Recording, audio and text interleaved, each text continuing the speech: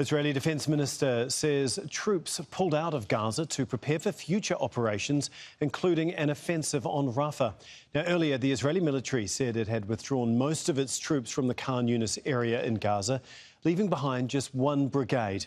And this is the devastation they left in their wake. Israel says the pullout is in order to recuperate and prepare for future operations. It comes 6 months after Israel launched its war in what the International Court of Justice says is a plausible case of genocide. Now, the assault began after Hamas attacked southern Israel on October the 7th, killing more than 1,100 people and taking over 200 captive. Now, since then, Israel's bombardment of the Strip has killed more than 33,000 Palestinians, nearly half of them children. And another round of ceasefire negotiations is set to resume in Cairo on Sunday. Delegations from Israel and Hamas are expected to attend. Well, meanwhile, domestic pressure is piling up once again on Israeli Prime Minister Benjamin Netanyahu over his handling of the war in Gaza. Now, these are live pictures from West Jerusalem.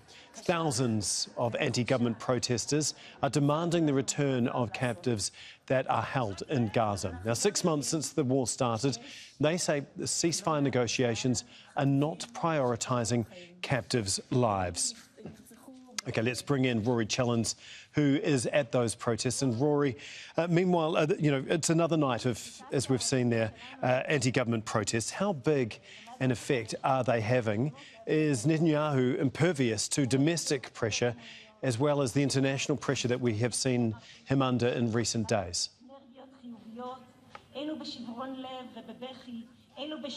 Well, so far he seems impervious to domestic pressure. He referenced domestic pressure in the speech that he gave earlier on today, where he said that the protesters who have been taken to the streets of Israel for weeks and months, well, for half a year now, since October the 7th, well, they should be focusing their attention on Hamas, not on trying to unseat him as a prime minister. There are two different strands of protests going on at the moment in this country. One is the strand that I'm at the moment. Now, these protesters aren't necessarily calling for Netanyahu to step down. This is about bringing the captives home. This is about getting their loved ones out of Gaza and back to their families. These protests have been going on week after week, month after month since October the 7th. The other strand of protests going on at the moment is the anti-government protests, and that is much more political. What they want is for elections to happen as soon as possible, and elections that all the polls suggest that Netanyahu and his coalition government would lose. Earlier on this week, we saw for the first time those different strands of protesters coming together. There were big protests in Tel Aviv at the beginning of the week, 3 nights of protests, and in Jerusalem as well, some of which ended fairly violently with heavy-handed policing certainly going on. This protest this evening at the moment, much smaller than those at the beginning of the week, and at the moment it seems that the police are standing off. There's no violence at the moment, but we'll see how that pans out. And Rory, Israel's finally confirmed they will be sending a delegation to Cairo for another round of negotiations. What more can you tell us about their ability to actually negotiate this time around?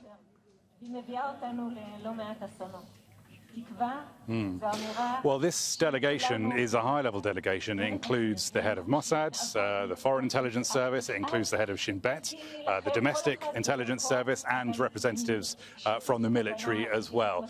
They are going, we understand, to Cairo to take part in those talks this evening with what is being reported in the Israeli media as an expanded mandate. Now, what that means is they are going actually with powers of negotiation. In previous rounds of Cairo talks, the Israeli delegations have gone essentially with very fixed parameters dictated to them by Netanyahu's government. They were there to monitor, to listen, but essentially to do no more than that and then to come home. This expanded mandate might suggest that there is growing momentum for some sort of deal, some sort of agreement. the framework for that we'd have to wait and see how it pans out. There is still a huge gulf, of course, between the Israeli government's position and the Hamas position.